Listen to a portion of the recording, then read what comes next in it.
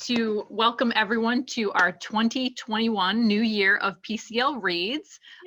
Lee and I are so excited this year, and we are most excited because we have all 9 locations of the Providence Community Libraries on board this year. So each month we'll highlight a different location. So this started out with Lee and I. Lee's at Mount Pleasant and I'm here at Washington Park. And we reached out to everybody and got everyone on board. So this month, January, we are starting with Olneyville Library, and the branch manager, Joseph, is here to do his intro. So Joseph, on to you. Thank you, Amy, and thank you, Lee, and thank you, Vanessa. I'll say that a few times, I think, throughout tonight. My name is Joseph Mora. I am the branch manager of the Olneyville branch of the Providence Community Library, or PCL for short. Again, I echo Amy's welcome to PCL Reads 2021. I'm really excited and stoked to be able to offer you the first installment of this year, and we have a dandy of an author with us. Just wanted to give you a little background of Olneyville. We're located right in the heart of Olneyville Square. So if you've been in Olneyville Square, you'll see us right next to all different small businesses, and we serve the Olneyville, Silver Lake, Federal Hill, and let me see, West Side, in addition, neighborhoods, in addition to other neighborhoods throughout Providence, as well as throughout the state. So we're just really nicely situated in a spot that a lot of patrons in Providence come to us. So we're excited about that. We like to call ourselves the Oasis in Olneyville because when you do come in, a lot of people marvel at our large windows, which let in a lot of light. We have our new layout, which occurred via a flood that occurred a couple of years ago. So we were sort of a phoenix that rose from the ashes. And also we have a very diverse collection. So I welcome all of you who are in Providence to drop on by and see what we're all about. But we are very excited to be part of the PCL system and our 8 sister branches too. We offer virtual programming throughout the year, especially of course, now with COVID-19 being such a daily, hourly part of our lives. And we also offer grab and go bags or make and take bags for young people, as well as upcoming for adults too. More to come on that, to really extend the education and fun outside of our walls and into a patron's home.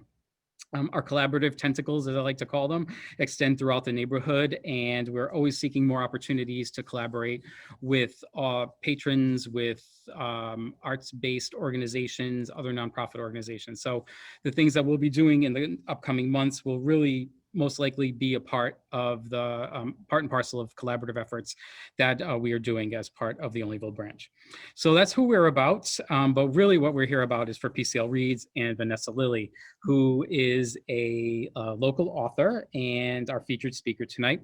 Her second book was just released a few months back and is called For the Best, and that's what she will be primarily talking about, though I am maybe a little bit interested in hearing things about her first novel as well, which is called Little Voices. And I'm also eager to read Little Voices after I finished For the Best, which really was a crackerjack thriller. So for those of you who have finished the book, I think you know what I'm talking about. For those of you who are interested in the book, I really encourage you to grab a copy, whether it's from your local library or from a local small business bookstore as well. Vanessa writes a column for the Providence Journal, and she recently featured PCL in her column yesterday, and really was talking about our innovative efforts in the world of COVID-19 and how we are trying to offer high quality programming for all age groups, and do so with panache, with collaborative spirit, and with high quality in mind. So in fact, PCL Reads, was a brainchild of the need to be more innovative in the way we approach and deliver our work. And Lee and Amy in particular were the brainstormers and parents, if you will, of PCL Reads. So I'm really excited again to be on board with that. Vanessa is very thoughtful and a very warm person. And I think you'll see that time and again in her presentation tonight. And really now the floor is yours, Vanessa. So take us away.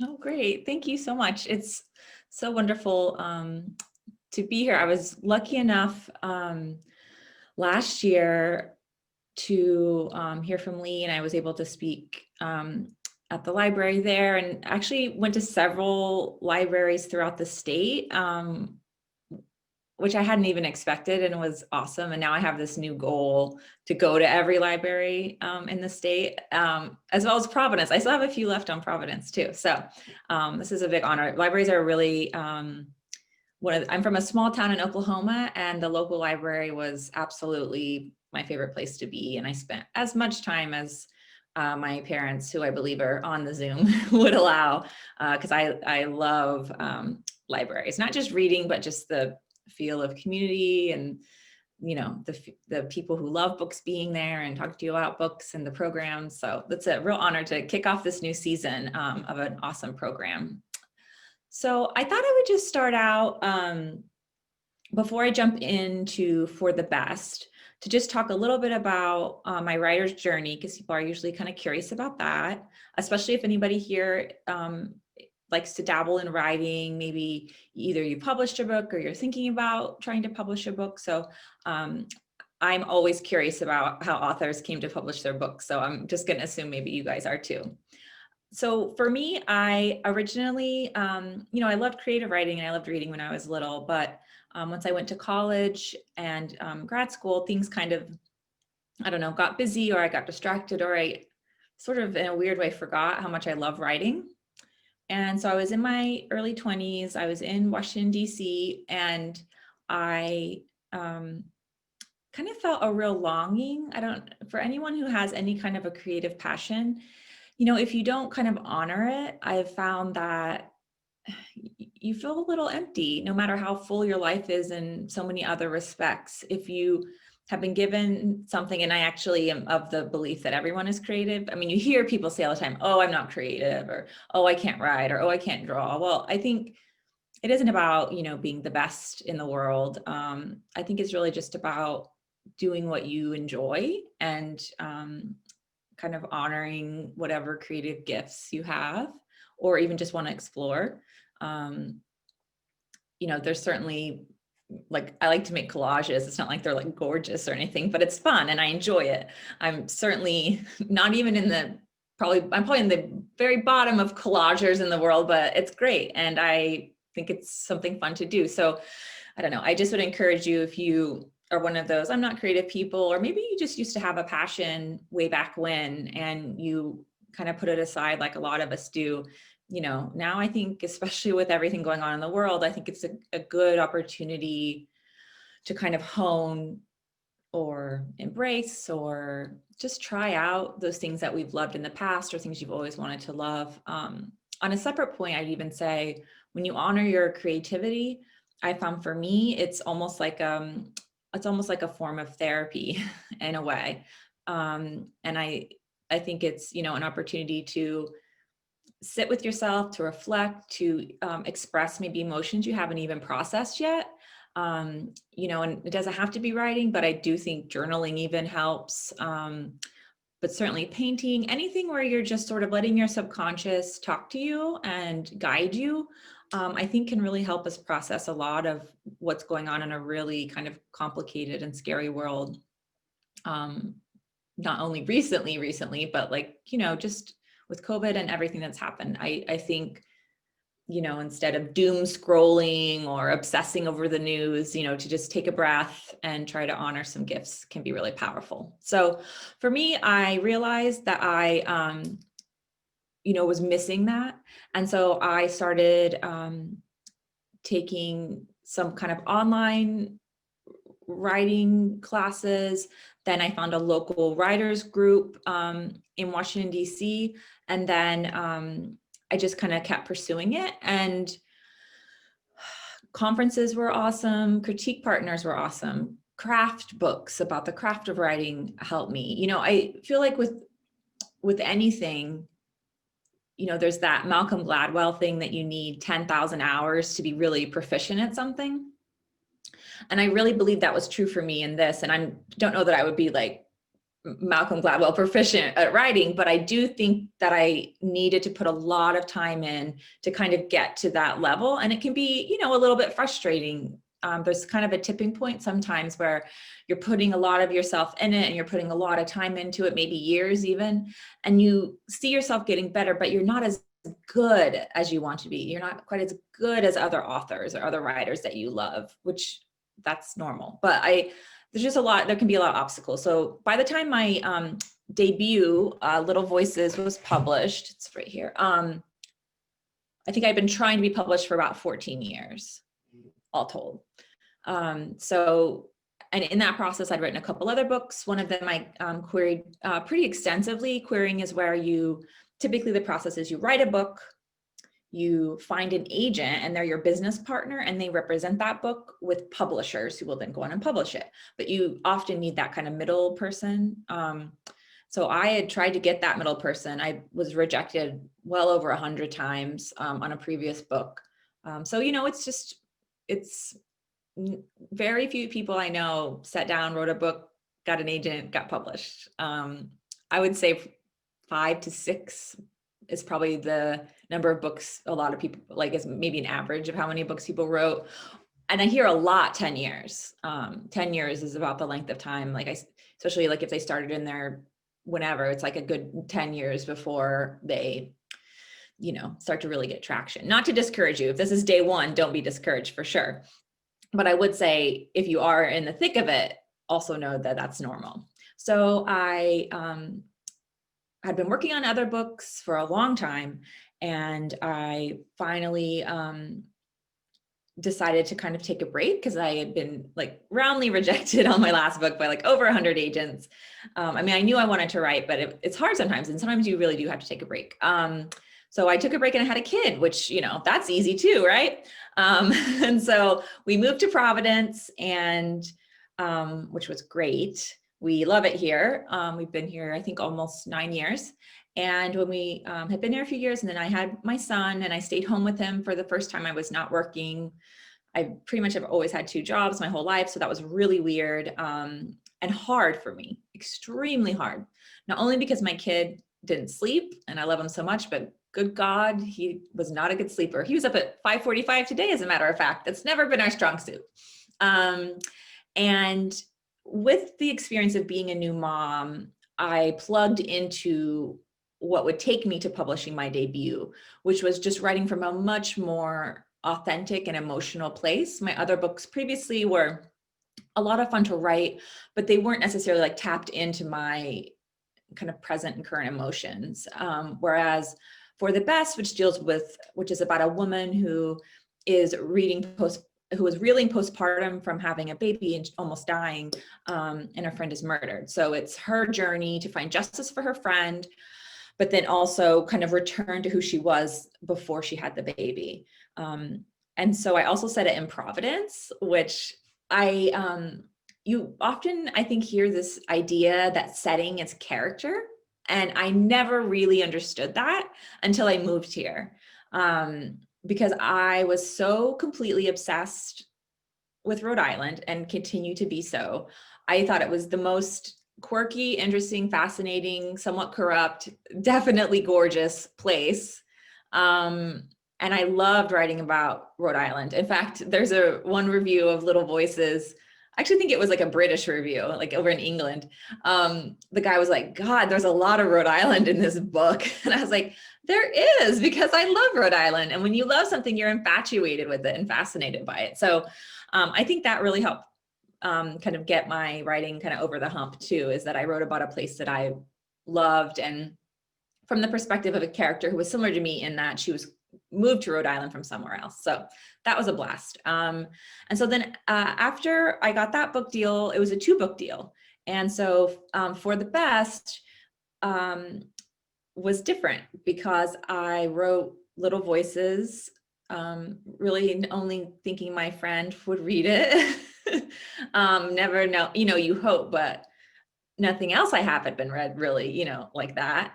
And so I wrote it, and it worked out. But then I sat down for my second book, and this was right before my other book was coming out, and I had an idea. And again, I knew I wanted to write from an emotional place and to explore something that was kind of like on my heart and mind. Something else that was really important to me is I wanted to really work on my pacing. To me, I think Little Voices is a page turner, but it also to me is like, it's a little dense. And I wanted For the Best, even though some of the themes and things are a little heavier, like my dream was for someone to like sit down and read it in like 1 or 2 sittings, because I love that feeling as a reader. I love to be swept away and just cannot turn the pages fast enough. You just like gobble it up. So that was kind of my other goal with For the Best. So I knew I needed to find some idea that was an emotional idea for me, but also could be a page turner. So For the Best started really with an image. During the Women's March, there was a moment. So like the Women's March, like I was very like excited about it, and like, you know, we're showing everyone that we're there and we are not going to be ignored. And there was a moment where during the march, there's an activist named Angela Peeples, a Black female activist named Angela Peeples. And she's, this is a pretty iconic photo. She's sitting or leaning, she's holding a sign. The Capitol is behind her. There are 3 white women in the pink hats taking selfies, which I have taken a selfie in front of the Capitol building. I'm not saying it's like the worst thing ever, but tone-wise, it's not great. And so, you know, they're taking their selfie, and Angela's sitting there actually with a sucker in her mouth, with a perfect amount of attitude about it. And her sign says, "Don't forget, white women voted for Trump." And that moment just sort of took the wind out of my sails, and it like really hit me in the gut. And I think I know that that's true. I'm from rural, like a small town in Oklahoma. I have family members, you know, who voted for him and voted for him again, I'm sure. And so for me, it was more that there is an assumption that those are other people. But when it's half your country, it's not other people, it's people all around you. And so that tension for me sort of just started to stew. And when I sat down to write another thriller, I knew I couldn't just write a thriller that had a white female protagonist who was digging around for clues, like barging into the police station, basically. And many of these things happened in my book. It's not a knock against other books, but essentially not aware or utilizing her privilege to solve the crime. What I wanted to do was explore privilege, particularly white female privilege, because that's what I have and that's what's on, you know, my mind. So I wanted to take a main character, and I set her on the east side of Providence, which I thought worked, who has basically, her name is Jules. Jules has had not an easy life, but she certainly has had a big East Side house and the good schools and the kind of life that is full of privilege, even as it's also full of some pain. But growing up like that, you know, she sort of expected a lot of the world to bend to her. And when my story opens, she's the CEO of a big nonprofit, and she has a pretty serious drinking problem, which she learned from her father. And she wakes up, she was blackout drunk the night before. There's a cop knocking on her door. Her son is in the living room. Her husband's out grabbing milk. And the policeman is standing there with a red wallet and her wallet in an evidence bag. And it was found near a body of a murdered man. And she becomes the only suspect. And so her life completely falls apart. She loses her job, loses her friends, basically loses everyone except for her parents and her husband and child. And she's trying her best to claw her way out of the situation and, prove herself innocent, but then also find out who did it. So the book is really her story of trying to solve a crime that the police think she committed. And she uses a vlog, which is a video blog. They're, super popular on YouTube. My son watched them all the time. That's where I got the idea from. But it's basically, a vlog is just a person probably like living their life. And, they go to Disney World, they go to Walmart, they go on a ski trip. I don't know. They like daily interactions even is a vlog. It's just sort of a video blog, a video diary. But there are also true crime ones. And so I thought, God, wouldn't it be interesting if you were accused of a murder and you were like on a vlog trying to prove that you didn't do it. And the closest I found to something like that was there's a young man whose aunt was murdered. And so he, talked about her crime. He didn't like go out and find evidence like my character, but I just thought, wow, that would be something I would watch and it sounds really compelling. So I have my main character start a vlog. I mean, the problem is she's a train wreck. I mean, she has a serious drinking problem. She's used to the world bending to her will. She drags an ex-boyfriend in it, who's actually in the first book, Philip, who's a journalist and, definitely wants to find out who killed this man. But at the same time, he knows that my main character is really messy. And she investigates the crime with little thought to what it could cost other people, accusing people, sort of a bull in a china shop, just destroying whatever it takes to prove herself innocent, which all of that sort of goes back to me just pushing myself to think about my own privilege, to think about what it is I assume I should get, what answers I deserve, what answers I'm used to getting, what respect I think will happen, what fears I don't have, about running around town, demanding answers, whatever. And so for me, this book really was an opportunity for me to look at my own behavior, my own assumptions, the way I acted, and kind of dig into that in the construct of a thriller, because she is against a ticking clock, to prove herself innocent. I mean, the other big piece of this for me was that the man who's murdered is a Black man. He's a successful professor. And I, very distinctly I thought it was important for him to be a Black man, not only because she's a white woman, but because so often those stories, those voices, Black people who are murdered in our country are subverted by the white voices and the white faces. And so it was important to me to also kind of think about how she would make it about her instead of the man who was actually dead. And, the other piece has to do with alcoholism. This is like, wow, this is a real bummer. I swear it's a good read. It's fun, I swear. But privilege is generational. Privilege is taught. Privilege is setting the table for the next generation and them expecting it to always be ready.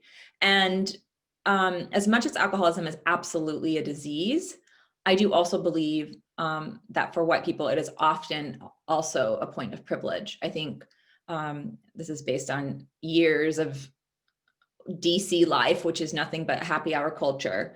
But just, if you're a white girl at a bar and you get drunk, they do not call the police on you. Like they'll hold your hair back if you're sick. They'll, if you take a bottle of tequila off the bar or whatever and stumble around, like they're not, like no person of color is acting that way, only white girls and some white guys. And so I just felt like, and then that goes on. So that's when you're young and dumb. Then you move on. You're acting inappropriately at a happy hour. White people get passes. You show up hungover. You're late. Oh, she just had too much fun. Oh, she just is like, the list goes on. And so I felt like I wanted to really think about how alcoholism can affect and is a type of privilege for white people. So that was what was in the old crock pot. So I just, kind of tried to explore those things. I love setting it in Rhode Island. I loved,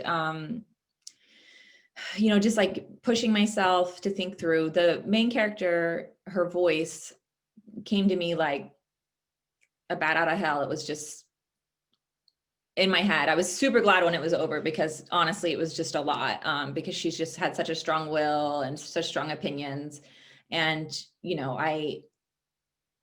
I'm glad the voice was there, and I was happy to write in her voice, but also, I think she is in some ways, some of the darkest parts of myself. And so that's also can be difficult to explore,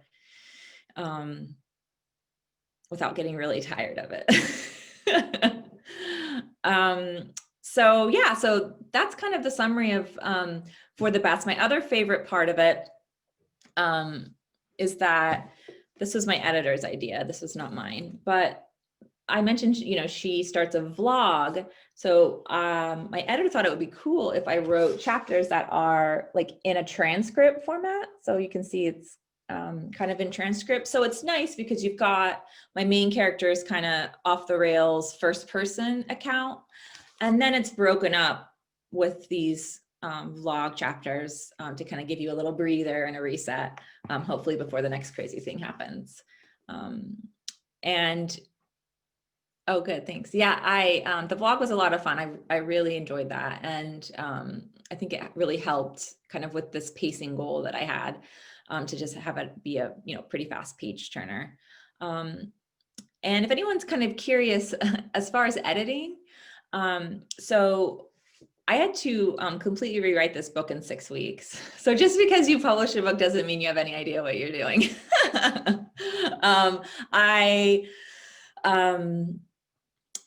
So this book is 85,000 words, and that's like pretty average for a thriller.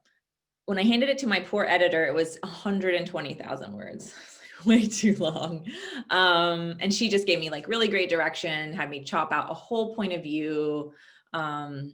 Anyway, it was a complete gut job renovation, but I knew her notes were spot on. I knew I had a lot of work to do, but I don't know a single writer who hands in their book and they're done. Like there's always a lot of revision, and often it's a rewrite. That's unfortunately pretty common too. So like I said, if you are thinking of publishing a book or kind of interested in it, every book you see on the shelf, they did not sit down and write that. It has been through layers and layers of editing, not only of that author, but their professional editors and probably their agent and lots of people. So it takes a lot to get the book where it's at. And if you're writing and you read something that someone else wrote, it's like, oh my God, I'll never be that good. Be like, well, they weren't that good either. They had a lot of help too, for sure.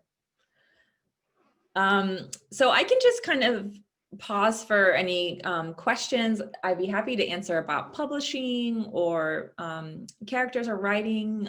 If anyone has any questions, I'd love to answer them. I can also talk more. I could talk forever. But maybe this is a good place to just pause and see if people have any areas they want me to talk about specifically. Thanks so much, Vanessa. That was so cool. I like the motivational you can write too. Yeah, Awesome. I think everyone can. I think everyone can too. So we have a couple questions. Let me start with one. So Lewis, you had the first question. So if you would like to unmute, you are welcome to. And yeah, I'll let you ask your question too if you'd like.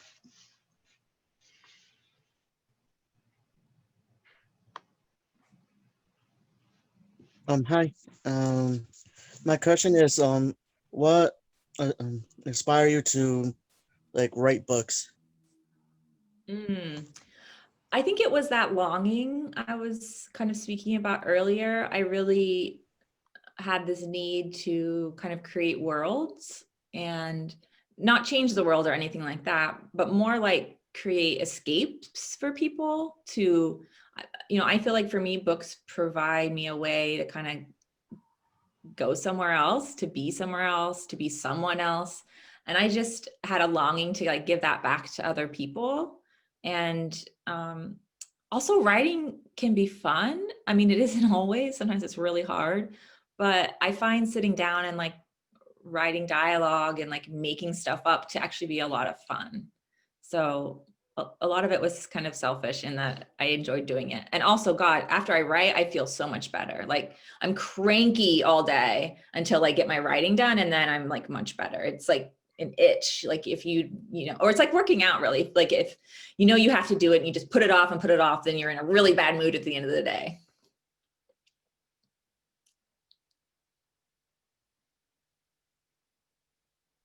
Okay. Yeah, it does like yoga a little bit. Yeah. We have a second question also from Drew, and it's a pretty meaty question actually. So Drew, if you'd like to unmute yourself and ask Vanessa your question, that would be great.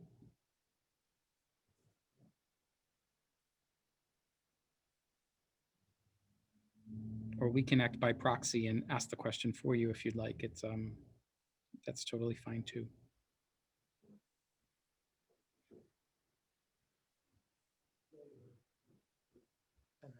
Did I get it? Can you hear me? Yes, we can hear you, Drew. Yes. Yeah. My question, Vanessa, I was going along in the book and I kind of got the story and I understood how Jules' mother was saying, you know, these things that are troubling you, you should write them down if you wake up in the night or during the day you have a demon, and you should go see my person and talk to them and get some therapy and get some help with this. Mm-hmm. And I followed that. Then all of a sudden, bang, the first time Jules visits the therapist, they immediately solve the problem. They do. That's right. I know, Drew. I know. That was too quick. Authors worry about stuff like that all the time. We think, all right, who's gonna wonder if this really happens? That is always the top of our mind. So I actually had my friend who's a therapist and does EMDR, and she's the reason I thought of that, talk to me about it and give me examples of it. And she said it's often very successful in the first sessions, especially if it's a deeply repressed memory. So that's why it's also helpful for the plot. You don't want to see her going there 3 times. That's kind of boring, but it actually does happen that way too. Does that answer your question? Or did I jump in the middle of it? Okay, yeah, that answers it. It just seems so fast. I mean, I got tired of her being drunk, but I liked that Ramos was here like the first book, and I liked Phil. But I just all of a sudden, bang, it was like there was no therapy. It was like solution solved, we're done. For that piece of it, yeah. The EMDR is really powerful. If you haven't read the book, what he's talking about is there's a scene where she goes to a therapist and does light therapy. And that's basically where you hold 2 kind of wands in your eye, and you have a person licensed in this with you, and the lights just go back and forth. And it is able to trigger what you would consider maybe like the cave part of your brain. It's the part of your brain where your mind will go when it's scared, when there's trauma, when there's something it doesn't have the capability to process. And so light therapy can actually help you process that moment that is probably harming you in your present life. And so there's a memory that my main character hasn't been able to acknowledge for a very long time. And she goes into EMDR and, has that memory kind of surface. And it's with the first treatment, which does happen. But also, it's a thriller. We got to keep it moving. So that helped too. And as far as Drew, as your comment about, kind of getting tired of her drinking. So I totally get that. The problem is though, to actually do like a somewhat realistic job of alcoholism, it is a part of their every waking moment, and it drives their actions and it drives their interactions with people and how they look at the day. And I think I got that comment too about like in Little Voices, people were like, oh, there's so much breastfeeding, or, oh, there's just like so much about the baby. And I felt like, to be truly accurate, it needed like 10 times more breastfeeding, because if you have ever nursed, you know, it is like dominates your world. But I guess my point is just that as an author and a writer, you have to kind of choose the balance and choose like how much it matters. And when I wrote Little Voices, having the mother pieces be realistic mattered a lot to me. And when I wrote For the Best, the alcoholism mattered a lot to me, because I've had quite a few people in my life that suffer from this, and I've seen it firsthand lots of times, rehabs, not worked and worked all the way through.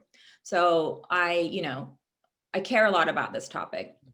And I personally have also leaned on wine o'clock more than I would prefer. So it isn't, just like a throwaway kind of plot device for me. And I hopefully don't ever have throwaway plot devices, but it's, was meaningful to me in that I really did want to make sure that I explored it and how it affects people's lives. Not only just as like the reason why she couldn't remember what happened that night, but also how it affects all of her relationships. And it was something that was learned from her father and is sort of a part of that, generational privilege.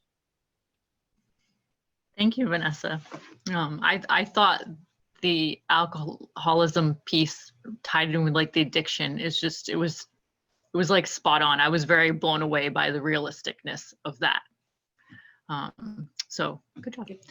So we have Michael, one of our PCL Reads longtime attendees. Hello, Michael. Awesome. Would you like to ask Vanessa your question?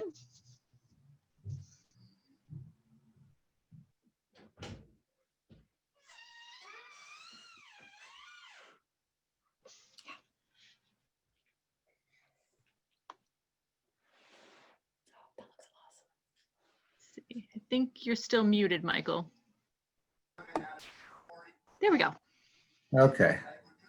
Oh, so I was just wondering about, is this your full-time job now? And if not, like, how do you balance your writing with everything else in your life? It didn't sound like it took a long kind of runway to take off where you are now in terms of years of development. But I also imagine that once the bug has bit you, you really want to do a certain amount of writing on a regular basis. So just curious about how that works out in your present life circumstances. That's a great question. So for years I had, a day job. So it was, writing on my lunch break or on the weekends or in the evenings, but that's hard to do, especially because my job was in public relations, and that's a job where you write a lot. So I was kind of a little tired of writing at the end of the day. And also, I would say also there were times when I was pushing myself to get it done, but I took a long time to do it. And there are a lot of writers who have full-time jobs. In fact, I would venture to say most writers have full-time jobs. The few I know who don't are either part-time in other jobs. I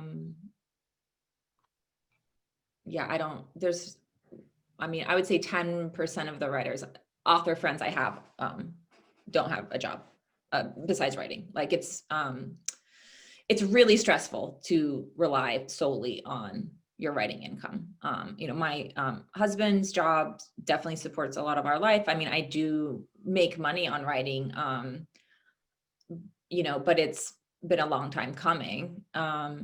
And there are many months at a time where there's no income from writing. So it's definitely a mindset, and it's something you have to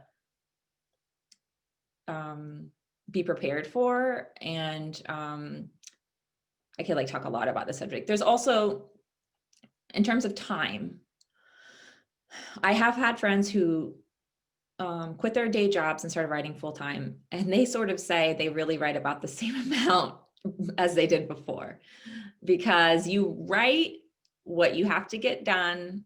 And when you don't have, a meeting at 3, or you have to get up at 5 to write for 2 hours before work, the lack of pressure and the kind of infinite amount of time isn't always so beneficial as you think it would be.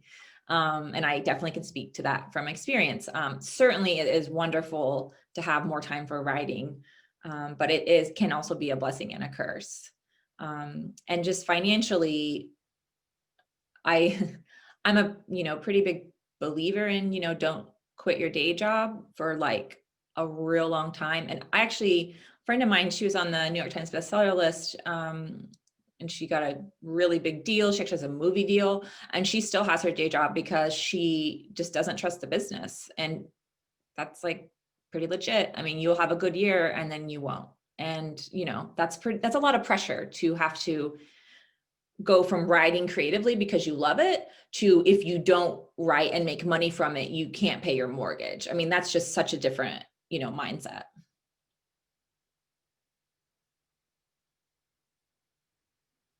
All right, our next question is from the waving Sharon. She's been very patient. So Sharon, if you'd like to unmute yourself and ask your question to Vanessa. I am unmuted. You are. Yes, and I just wondering when the movie is. Oh, that sounds like, I don't know. Do you know any? I actually, you talk about a page turner. I thought, oh, well, I'll turn into this. And then I thought, well, I should read your book before I come to your party.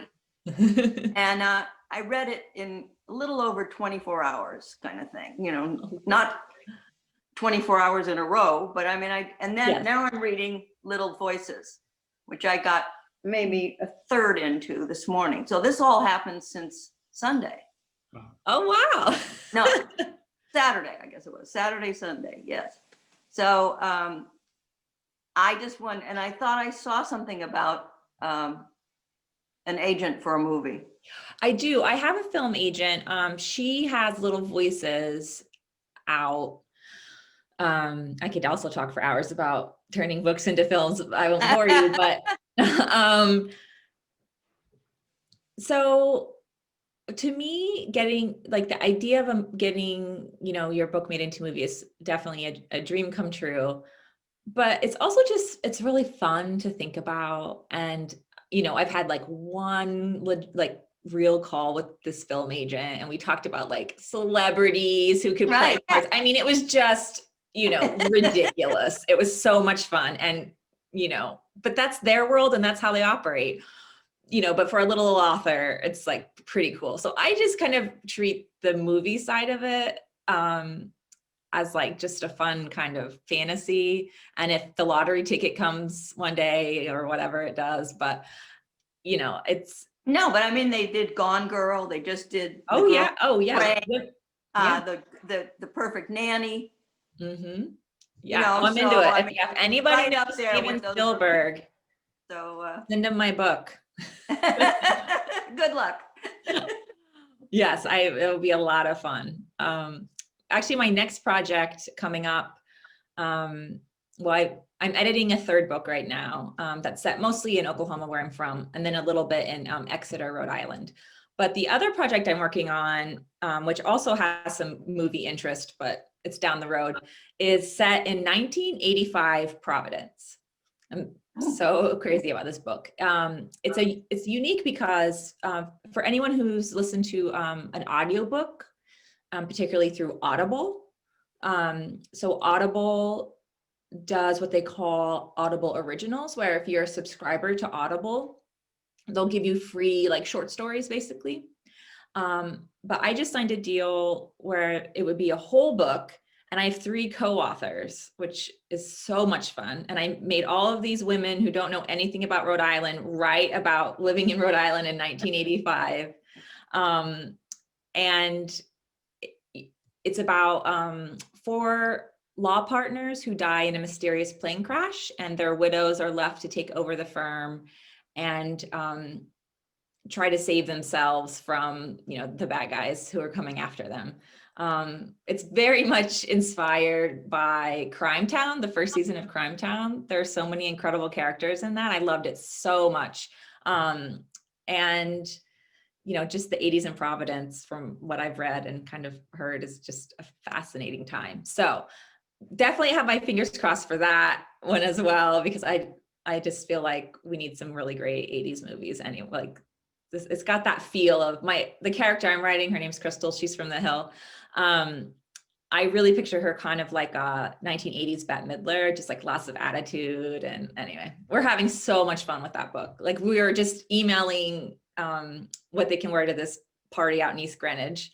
And, you know, it's like vintage Versace, and I don't know, we're having a blast. So writing really can be fun. That sounds amazing. That's like, I'm such an 80s rock and roll chick, but Yes, I know.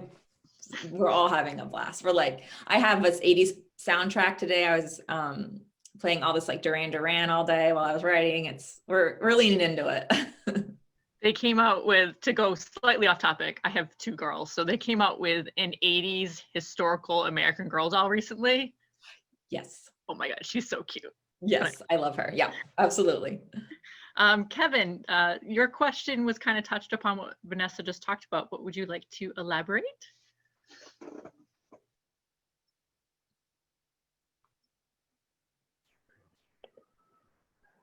Can you hear me? Yes. Hi, Vanessa. Yeah, I noticed that having written for the newspaper and then written these 2 novels before I knew that a handful of other things were already in the works. I was just curious if there was, those are kind of 2 distinct types of writing. What's on the near future, or is there a style of book that you'd like to write in the future, or is there like a literary itch that you haven't scratched yet? That's such a good question, Kevin. So it's hard in publishing to do a lot of things. Publishing likes you to do one thing well and, you know, make them money at that. That's, you know, where their heads are usually at. But I do love to read lots of things. I love YA so much. I love women's fiction. I used to be huge into paranormal romance, like 20 years ago. Anyway, there's a lot of genres that I think are fun and exciting. And if, you know, I had the opportunity, I would absolutely love to do it. I was just talking to my agent about a YA idea the other day.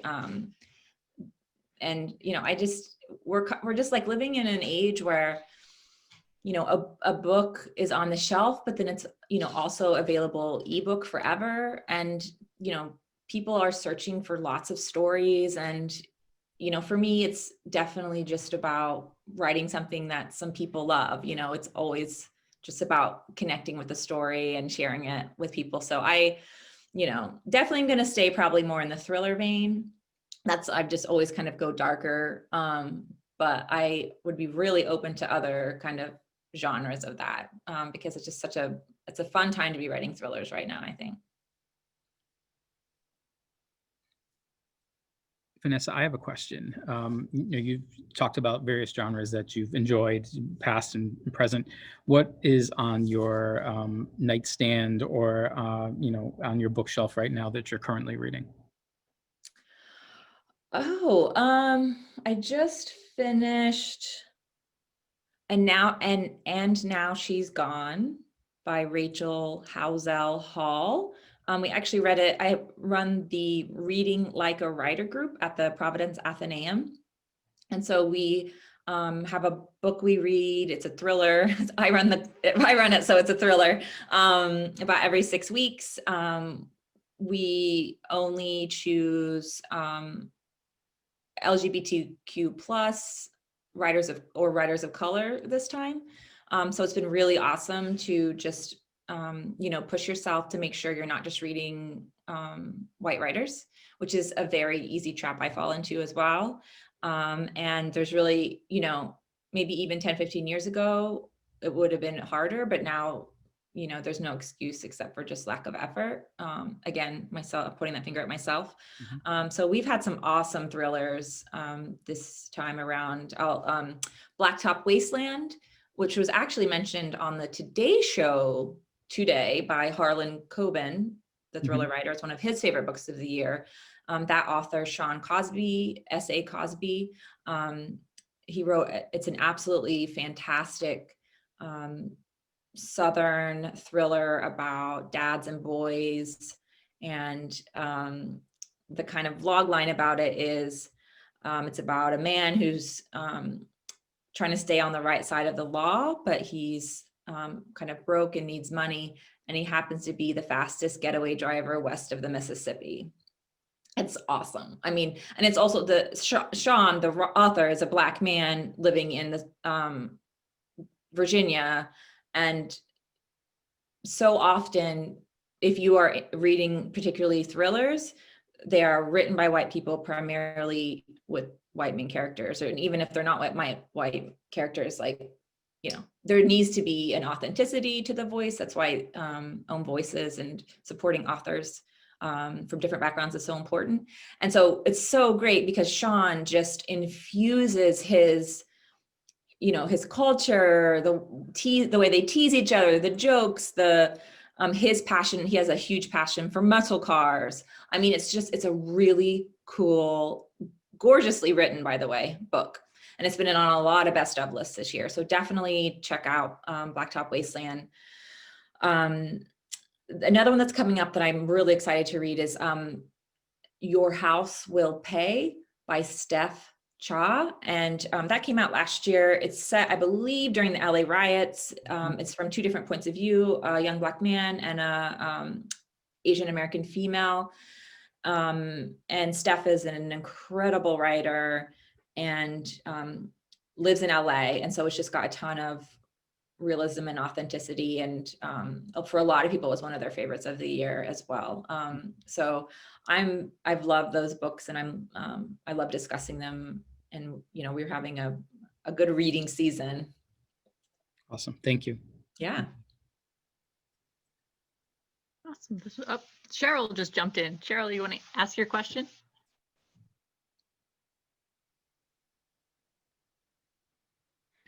Hi, I was just wondering, just if you can speak in general, how was your experience launching this book because of COVID compared to your previous book? And are there things that you'll keep the same, or things you're dying to get back to, you know, to get out and do some promotion and meet readers? Yes. How's it been? Yeah, thank you. Yeah, that's a great question. It was exactly the same. No, it was not. For Little Voices, I think I had 40 events over the course of a year in person. I think I traveled to maybe 5 or 6 states. Like, I was on the road a lot. I went to lots of events. It was awesome. I loved it. And to be honest, you know, it seems like a lifetime ago, but there weren't really that many virtual events when I did that. And it was just such a radical change in how people view interaction and connection. There was a conference I was scheduled to be at that was kind of my first real, like, Zoom is our life's experience. And that conference had like 800 people on it. And I thought, oh, okay, well, okay.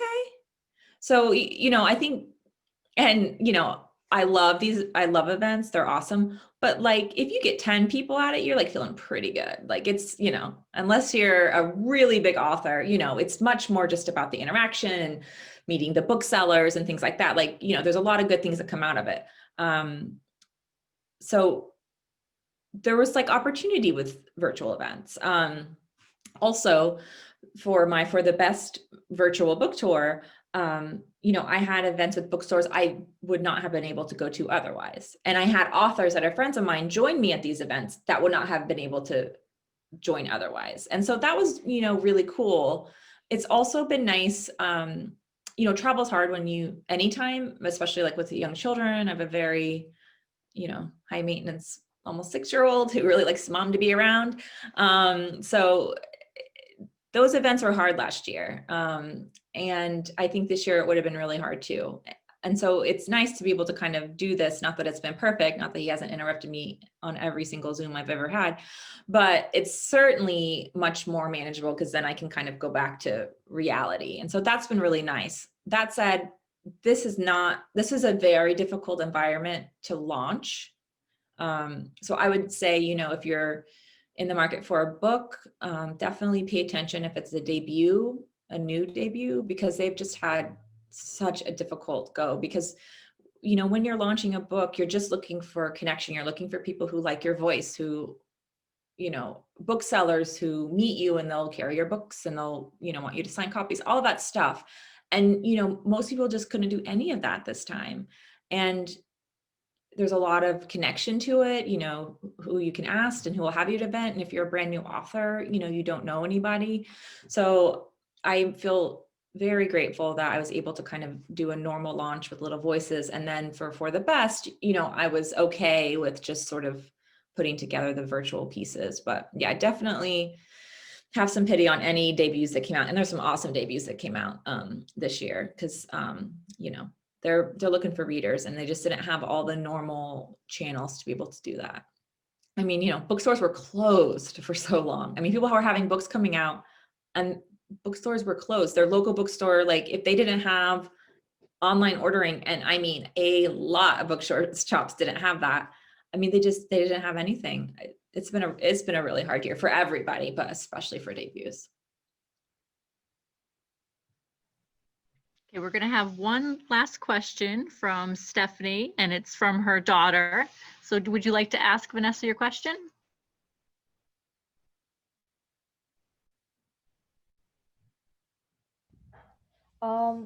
So what was the moment when you like really felt like an author?